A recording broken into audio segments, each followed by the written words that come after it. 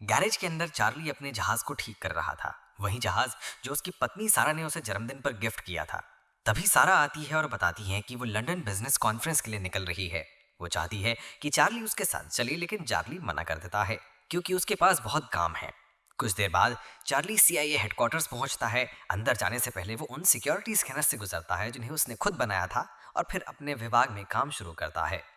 तभी उसे एक मैसेज आता है एक रहस्यमय शख्स का, इनक्विलाइन। यह शख्स कई सालों से चार्ली के संपर्क में रहा है और हमेशा गुप्त जानकारी भेजता रहा है। लेकिन इस बार इनक्विलाइन चेतावनी देता है कि ये डॉक्यूमेंट्स सीआईए को खतरे में डाल सकते हैं। चार्ली इनकी लोकेशन का अंदाजा लगाता है और कहता है इस्तांबुल, लेकिन इनक्विलाइन बात टाल देता है। चार्ली डॉक्यूमेंट्स को समझने की कोशिश करता है, लेकिन इस बार उसकी जैसी प्रतिभा भी कोड को नहीं तोड़ पाती। लंच ब्रेक के बाद सारा का फोन आता है। वो बताती है कि वो लंदन पहुंच चुकी है। चार्ली पहले से जानता था क्योंकि वो उसकी लोकेशन ट्रैक कर रहा था। दोनों ज्यादा बात नहीं करते क्योंकि चार्ली का मन अब भी उन रहस्यमय डॉक्यूमेंट्स में ही अटका रहता है। कोड न सुलझाने पर वो अपना कंप्यूटर लेकर के प्रतिबंधित क्षेत्र में जाता है जहां एक एडवांस सिस्टम उसकी मदद करता है। काफी मेहनत के बाद आखिरकार वो डॉक्यूमेंट्स खोल लेता है और हैरान रह जाता है। इनमें लिखा था कि एक ड्रोन हमला छिपाने के लिए उसे सेल्फ बॉम्बिंग दिखाया गया था। न्यूज़ रिपोर्ट्स में दिखाया गया कि उस हमले में 1500 लोग मारे गए थे, जिनमें फ्रांस की स्पेशल फोर्सेस और डेरिश मरीन्स भी शामिल थे। और ये पूरा ऑपरेशन आयोजित किया था चीफ मूर ने, जो कि चार्ली का खुद का पास था। उस रात चार्ली घर जाकर सारों को कॉल करता है, लेकिन वो कॉल नहीं उठाती। वो सिर्फ एक वॉइस मेल छोड़ देता है। अगले दिन ऑफिस पहुंचने पर मूर उससे मिलता है और उसे डायरेक्टर और ब्रांड के ऑफिस ले जाता है। वो ब्रांड बताती हैं कि लंदन के एक होटल में ना आतंकी हमला हुआ है और सारा भी उन शिकारों में एक थी। चार्ली को यकीन नहीं होता, वो तुरंत सारा को कॉल करना चाहता है। मूर टीवी ऑन करता है जिसमें रिपोर्टर बता रहा होता है कि 4 आतंकी बगल में घुस आए, 4 लोगों को बंधक बनाया और उनमें से 2 को मार दिया गया। फिर मूर होटल की सिक्योरिटी फुटेज दिखाता है। इसमें पूरा हंगामा नजर आता है और कंफर्म हो जाता है कि सारा मारी जा चुकी है। जब चार्ली घर भागता है तो देखता है कि बाहर ढेर सारे रिपोर्टर खड़े हैं। पुलिस उन्हें पीछे रोक रही होती है। एक दोस्त चार्ली को बिना किसी परेशानी के अंदर ले जाता है। अगले दिन चार्ली सीधे मूर और सुपरवाइजर कैलिब सब घड़ता है क्योंकि उसे सब कुछ संदिग्ध लगता है। उसे यकीन नहीं होता कि इतने सिक्योरिटी कैमरास होने के बावजूद आतंकी लंदन में ऐसे घुस आए। चार्ली को शक था कि आतंकियों ने होटल में घुसने से पहले सड़क पर गाड़ी चलाई थी। मूर वादा करता है कि जांच चल रही है, लेकिन केलेब उसे घर भेज देता है। अगले दिन चार्ली एयरपोर्ट जाता है सारा की बॉडी और उसका सामान लेने। घर आकर जब वो सूटकेस खोलता है तो उसमें एक गिफ्ट मिलता है जो सारा ने उसी के लिए खरीदा था। यही देखकर चार्ली टूट जाता है। घर पर बैठ बैठ कर थक चुका चार्ली दोबारा काम पर लौटता है। इस बार वो फिर से रिस्ट्रिक्टेड कंप्यूटर इस्तेमाल करता है और होटल के सिक्योरिटी कैमरे और आसपास की सड़कों की फुटेज हैक कर लेता है।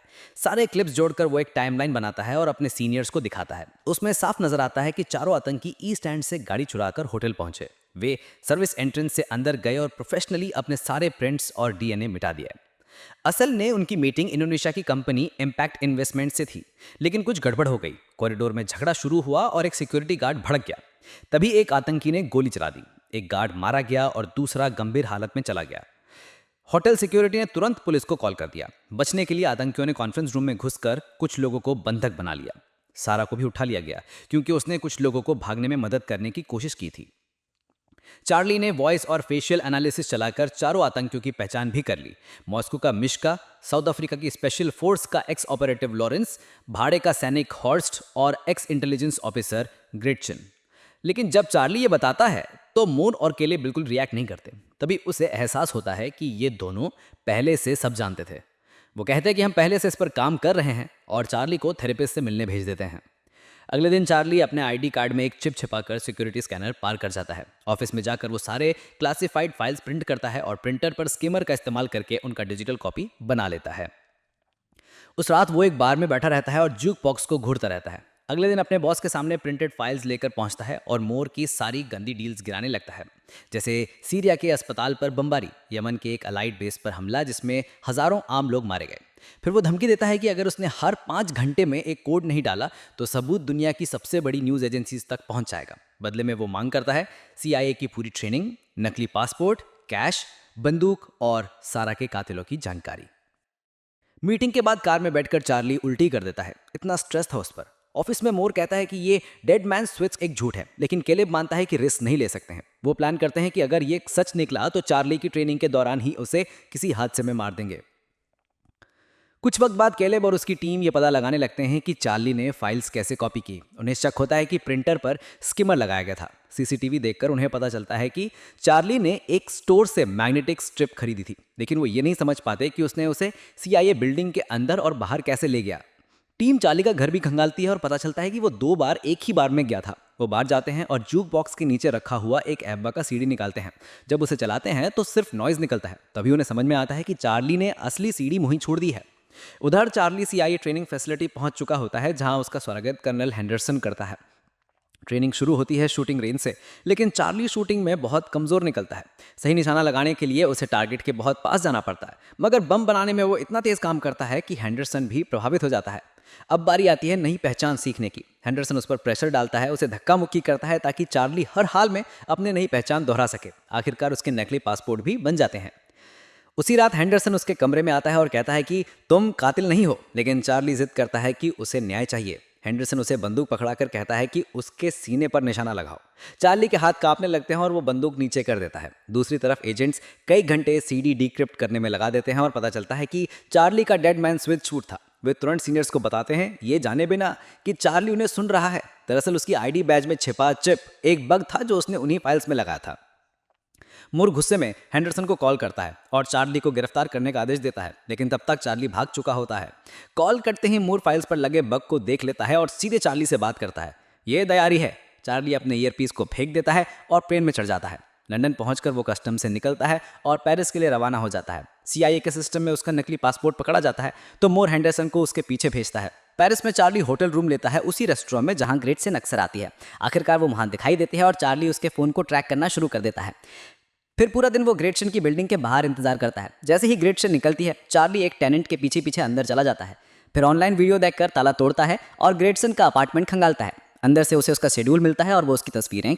चार्ली को एक दराज में बंदूक मिलती है और वो उसे रख लेता है। तभी उसका ट्रैकर अलर्ट करता है कि ग्रेटसन वापस आ रही है। चार्ली सीढ़ियों पर जाकर उसका इंतजार करता है, लेकिन जब वो आती है तो चार्ली ट्रिगर दबा ही नहीं पाता। खुद से निराश होकर वो होटल लौट आता है और ऐसे बर्ताव करता है जैसे सारा अब भी उसका इंतजार कर रही हो। शांत होने के बाद चार्ली तस्वीरों को ध्यान से देखता है और पता चलता है कि ग्रेटसन अक्सर अस्पताल जा रही है। उसकी हेल्थ हिस्ट्री हैक करने पर उसे पता चलता है कि ग्रेटसन को एलर्जी है। अगले दिन चार्ली ढेरों फूल खरीदता है और कैफे में बैठकर इंतजार करता है।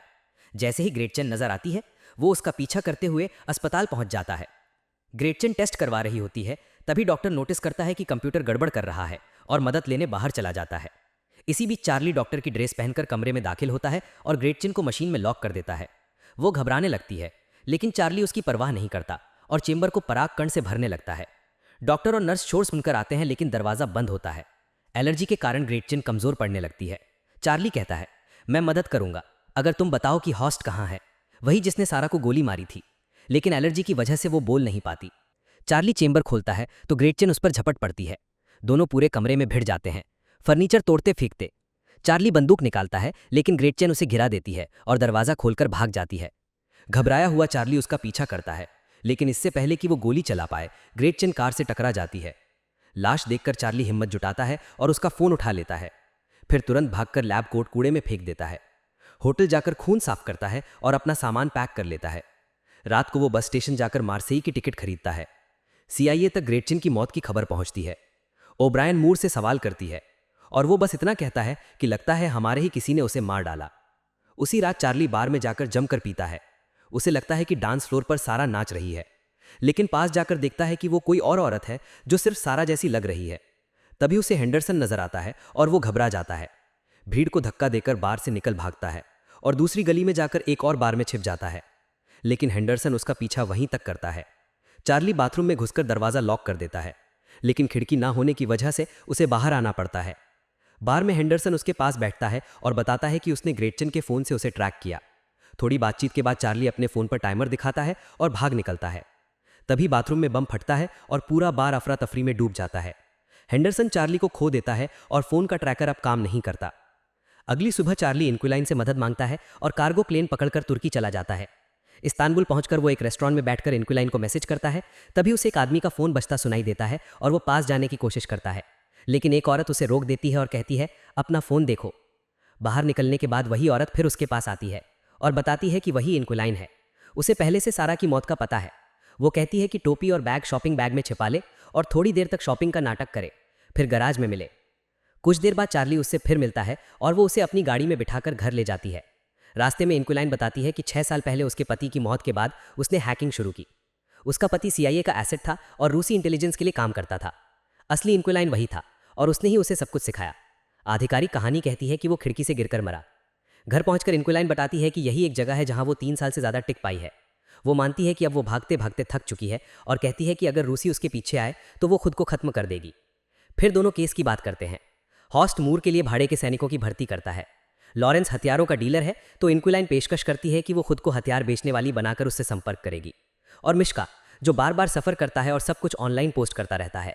तस्वीरें ध्यान से देखने पर उन्हें उसके साथ एक और औरत नजर आती है। फेशियल रिकॉग्निशन से पता चलता है कि तस्वीरों वाली लड़की स्पेन में है। अगले दिन कैलेब अपनी टीम को ऑर्डर देता है कि आतंकवादियों पर नजर रखो, शायद वहीं से चार्ली तक पहुंचा जा सके। इधर ओब्रायन मूर से मिलती है और उसे साफ साफ कहती है कि अब से बिना उसकी परमिशन के कोई ब्लैक ऑप्स नहीं चलेगा। मूर हंसकर कहता है कि उसके पिछले बॉस ने भी यही बात कही थी और जवाब में उसने तब भी कहा था और अब भी कहेगा, तुम्हें मेरा पूरा सपोर्ट है। मीटिंग के बाद ओब्रायन की असिस्टेंट उसे कार में हेंडरसन की तस्वीर दिखाती है जो स्पेन में है। साफ है कि मूर ने ही उसे भेजा था। ओब्रायन तुरंत अपना एजेंट उसके पीछे भेज देती है। उधर चार्ली और इंक्विलाइन होटल की CCTV हैक करके मिश्का का पता लगाते हैं। चार्ली मैड्रिड जाता है और उसी होटल में ठहरता है। उसे पता चलता है कि मिश्का को रूफटॉप पूल में तैरना बहुत पसंद है जो दोनों बिल्डिंग्स को जोड़ता है। उसी वक्त हेंडरसन भी इलाके में चार्ली का पीछा करता हुआ पहुंच जाता है।